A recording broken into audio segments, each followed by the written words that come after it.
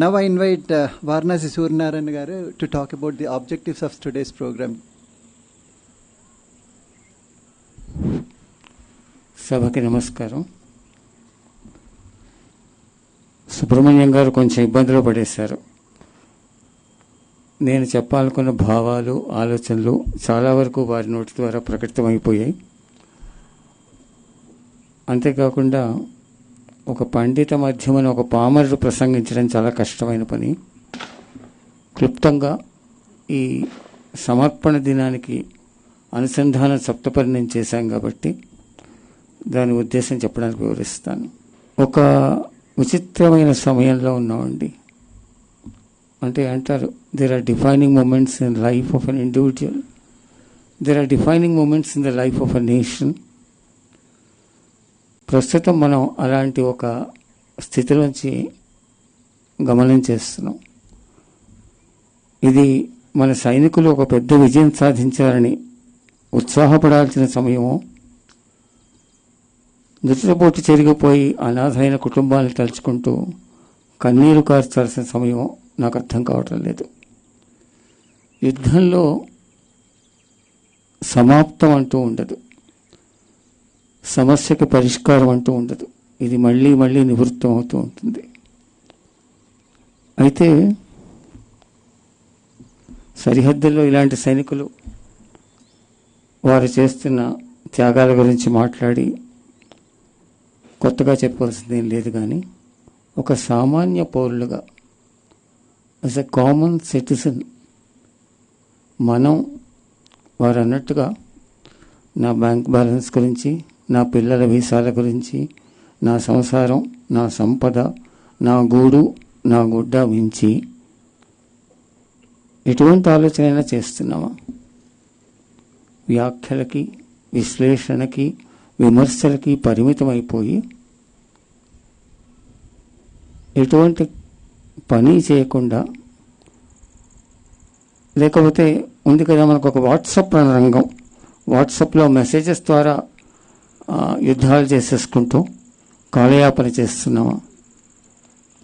విమర్శ, విశ్లేషణ చెడ్డది కాదండి. కానీ వారు చెప్పినట్టుగా ఒక విశ్లేషణ చేయాలన్నా, ఒక వ్యాఖ్య చేయాలన్నా మనకి సరైన అవగాహన ఉండాలి. అటువంటి అవగాహన లేకుండా మన వేదం గురించి, మన మతం గురించి, మన ధర్మం గురించి ఎవరో పరదేశస్థుడు రాసిన ఒక పుస్తకాన్ని చదివేసి there is a huge debate amongst the so-called intelligentsia. వీరిలో ఒక్కరు కూడా మూల గ్రంథం చదవకుండా, మూల గ్రంథం అధ్యయనం చేయకుండా వ్యాఖ్యలు చేస్తూ where are we heading to? పోనీ అధ్యయనం చేద్దామంటే మీ విద్యా వ్యవస్థ మీకు అవకాశం ఇవ్వదు. ఈ సమయంలో వెంకటరామ ఘనాపాటి గారు గుర్తుకొస్తున్నారు నాకు. వారు వేద పాఠశాల నిర్మించాలి పొన్నాల విలేజ్లో అని సంకల్పించినప్పుడు మేము కూడా కొంత తోడ్పడదామని ప్రయత్నం చేసాం. ఎందుకంటే అదో బృహత్కరమైన యజ్ఞం. అప్పుడు ఈ కొన్ని కార్పొరేట్స్ని కార్పొరేట్ సోషల్ ఆబ్లిగేషన్ కింద they do some funding to various causes. So ఒక 2-3 కార్పొరేట్స్ మేము అప్రోచ్ చేసే ముందు మా చార్టెడ్ అకౌంటెంట్ అడిగాం, అయ్యా ఈ వేద పాఠశాల is it eligible for corporate CSD funding అంటే ఆయన, మీరు పని చేయండి, వేదం అన్న మాట హైలైట్ చేయకుండా పాఠశాలని మాత్రమే పెట్టండి, శంకర గురుకుల పాఠశాల అని రాయండి. ఎప్పుడైతే మీరు వేద పాఠశాల అన్నారో కొంచెం కష్టమైపోతుంది. సూర్యనారాయణ గారు, శ్రీరామ్ గారికి తెలుసు, మానవాళికి మూలమైన మహోద్గ్రంథాన్ని మన దేశంలో చెప్పుకుంటే నాకు నిధులకు కొరత. షాకింగ్. మొన్న మా గురుగారు రేమళ్ళ అవధానులు గారు వేదభారతి నుంచి కొన్ని చిన్న చిన్న సరళమైన రీతిలో ఉపనిషత్తుల గురించి, వేదాల గురించి చిన్న చిన్న పుస్తకాలు ఇచ్చారు. నేను ఇది నిజమో అతిశయోక్తో తెలియదు కానీ మా సహదేవ్ గారితో అన్నాను, గురువుగారు ఈ పుస్తకాలు మనం స్పాన్సర్ చేసి బడి పిల్లల మధ్య పంచిపెట్టి వాళ్ళు చదవనియండి, పుస్తకాలని విషయ అవగాహన చేసుకోనండి. తర్వాత ఒక చిన్న కాంపిటీషన్ పెడదాం, చిన్న ప్రైజ్ ఇద్దాం. అసలు let people at a young age know what are inheritance is. అంటే ఏమండి, ఇది హిందూ గ్రంథం అనుకుంటారండి. హిందూ గ్రంథాలు పాఠశాలల్లో మీరు ఇవ్వకూడదండి. నా దేశంలో వేదం అని చెప్పకూడదు, నేను హిందూ గ్రంథాన్ని పంచిపెట్టకూడదు. బట్ కాన్వెంట్ స్కూల్లో 4 గంటలకి తార్నాకలో రోడ్ల మీద నిలబడి మేరీమాతని పోషించి I can enroll my student there and they are eligible for corporate funding. I'm not. మనలో ఉన్న చేతకానితనమా, మనలో ఉన్న ఇండిఫరెన్సా, what has it brought a country to this pass? సంఖ్యాబలం, ప్రజాస్వామ్యంలో సంఖ్యాబలమే మూలం. ఇంతమంది హిందువులు ఎక్కడున్నాం మనం?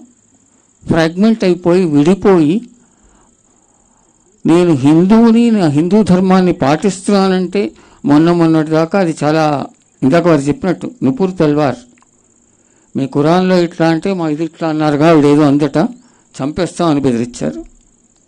ఫ్రెంచ్లో ఒక చిన్న కార్టూన్ వచ్చింది ఖురాన్ మీద, people were shot in cold blood. వారు అన్నట్టుగా ఏ మతం ఎలాంటిది, ఏ ధర్మం ఎట్లాంటిది, I'm not getting to that debate.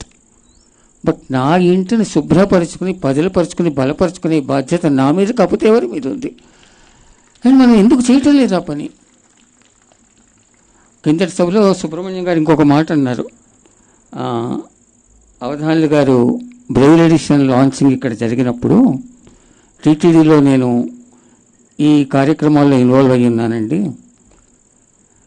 ఈ గ్రంథాల గురించి నాకు పెద్ద అవగాహన లేదు. ఒక మూటలాగా మోసుకెళ్ళాను. మూటలో ఉన్నది విలువైందని తెలుసు, కానీ అంతకుమించి నాకు అవగాహన లేదు. నేను చేయగలిగిన ఇతోధిక సేవ నేను చేశాను అని. వారి విజ్ఞులు కాబట్టి మూటలో విలువైన వస్తువు ఉందని వారికి తెలుసు. కానీ మన పరిస్థితి ఏంటి? Just pause and think for a minute. పూర్వీకులు అపారమైన సంపదని మన కోసం వెలునమా రాసి వారసత్వంగా ఇస్తే, అటకెక్కించి బూజు పట్టించి వీధిలో భిక్షాటన చేసుకుంటున్న ప్రజలం మనం. ఒక్కసారి ఆలోచించండి. అపారమైన సంపద పూర్వీకులు ఇచ్చి వెళ్ళితే, మీకు సంక్రమించిన ఆస్తిని మీరు కాపాడుకోకుండా అటకెక్కించి బూజు పట్టించి శిథిలావస్థకు తీసుకొచ్చి భిక్షాటన చేసుకుంటున్న యాచకులం మనం. పెయిన్ఫుల్. సో ఇవాళ మనందరికీ ఒక అక్షరాభ్యాసం జరగబోతోంది. ఈ సమర్పణ దివస్ ద్వారా చాలా పాండిత్యం ఉన్నవారు, వారందరూ నన్ను మన్నించాలి. అంత కొద్ది సమయం కేటాయించడం కూడా చాలా సముచితం కాదు. కానీ మా ఉద్దేశం వల్ల ఒక్కసారి మనమంతా కలిసి వేదిక మీద ఉపన్యాసం, మా వేదం గొప్పది, మా ఇతిహాసం గొప్పది, మా గీత గొప్పది, మా ఎన్నో చెప్పచ్చు, కానీ అవగాహన మాత్రం లేదు. అవగాహన శూన్యులం. ఇవాళ మనందరికీ ఈ పండితులు ఒక అక్షరాభ్యాసం చేయాలి. So 2 aspects. ఒకటి, next 1 hour let us know what our roots are. Let us discover what our roots are. Let us be proud of what we have inherited. ఒకటి. రెండో ఉద్దేశం, అరకొరగా అంతో ఇంతో శ్రమిస్తున్న చిన్న సంస్థలన్నీ, ఇవాళ ఇక్కడ ఒక 15-20 సంస్థలు, నన్ను అందరూ మన్నించాలి. ప్రతి వారిని వేదిక మీద పిలిచి వారిని పరిచయం చేసి సముచిత స్థానం ఇచ్చే పరిస్థితిలో లేం. కానీ మా ప్రయత్నం వల్ల ఎవరి జెండా వారి దగ్గర ఉన్నా కూడా మనమంతా సమిష్టిగా కలిసి, can we not all come together for your unifying agenda? దీన్ని నాకు వెంటనే ఒక ప్రశ్నకి అందరూ అడుగుతారు, సూర్యనారాయణ గారు కలిసి వస్తాం, బాగానే ఉందండి, ఏం చేయగలమండి మనం అంతా కలిసి? వాళ్ళందరికీ I have a counter question. అంతా కలిసి వస్తే మనం ఏం చెయ్యలేమండి? Just ask yourself this question.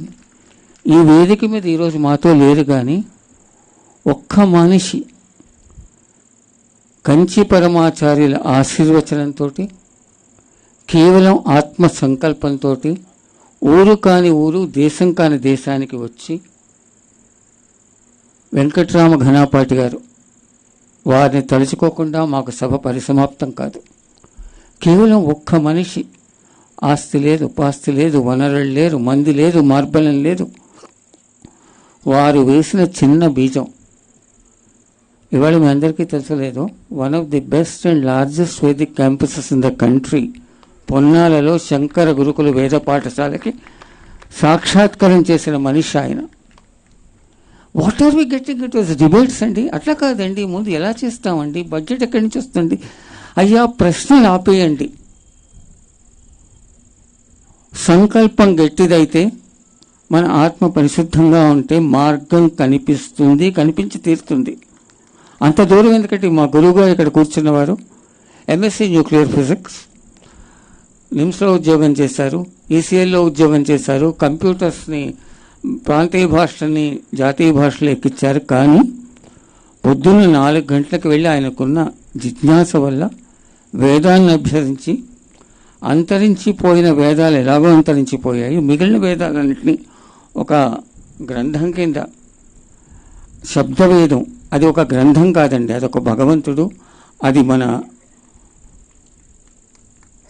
Avadhanulu గారు వారి ప్రసంగంలో శబ్దవేదం గురించి చెప్తారు. ఎవరండి ఈ బడి పంతుల్లాగా ఉండే ఈ మానవులు? ఆ శబ్దవేదం అంటే 10 కోట్ల రూపాయల research. If you head just pause for a minute and thought, నా వల్ల ఇంత పని అవుతుందా అని, వారు ఇంకా ఒడ్డునే ఉండేవారు. నేను ఎప్పుడు చెప్తా ప్రతి సభలో, the question is not can we do it, the question always is should we do it. If we should do it, we can do it. So అయ్యా, మనం అంతా కలిసి సమిష్టిగా వస్తే, ఇవాళ ఒక సంకల్పం చేస్తే, ఇక్కడ ఒక 50 సంస్థలు ఉన్నాయి అంటే దగ్గర 5,000 మంది వ్యక్తులకు మనం ప్రాతినిధ్యం వహిస్తున్నాం. ఒక 100 మంది సభ్యులు మన సంస్థలో ఉన్నారంటే 5,000 మంది సభ్యులకు మనం ప్రాతినిధ్యం వహిస్తున్నాం.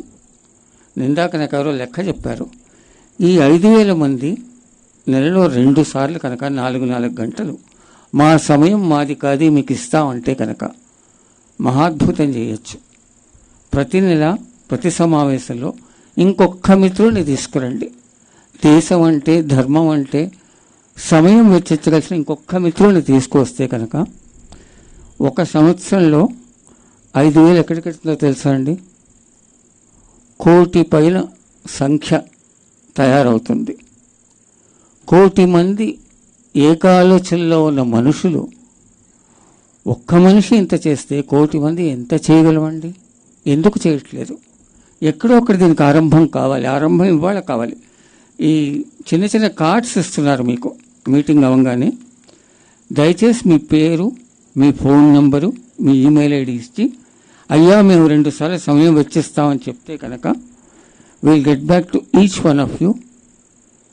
Then what can be done అన్నది బహుశా నెలలో 2 నెలలో ఒక విస్తారమైన కార్యక్రమం తయారు చేద్దాం.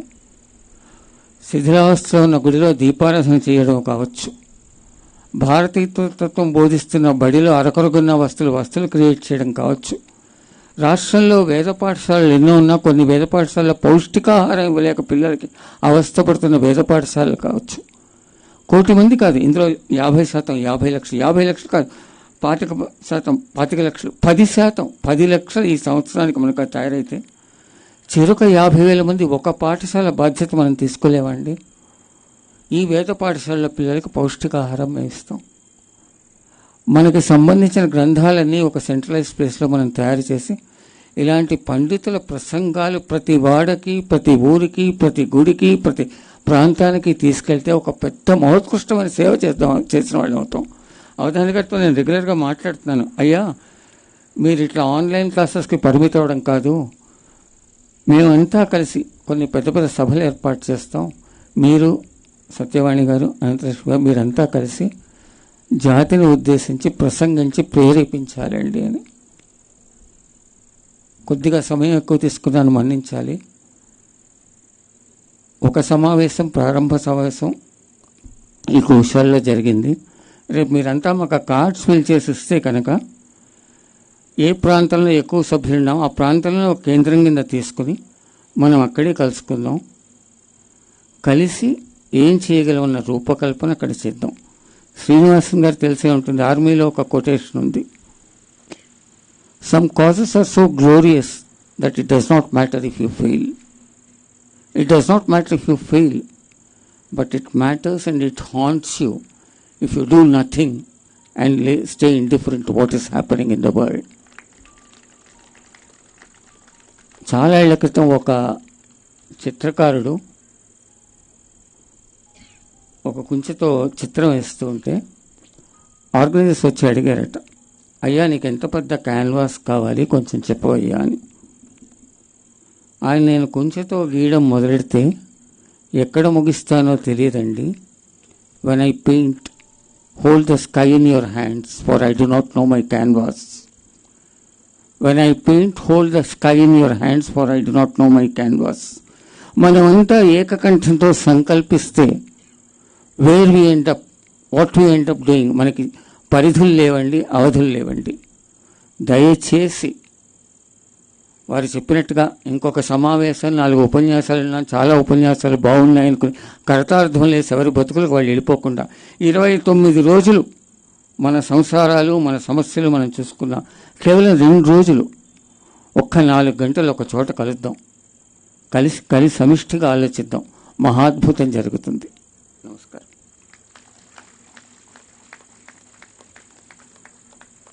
Thank you sir. Pahalgam incident జరిగిన తర్వాత many of us felt very deeply and personally offended.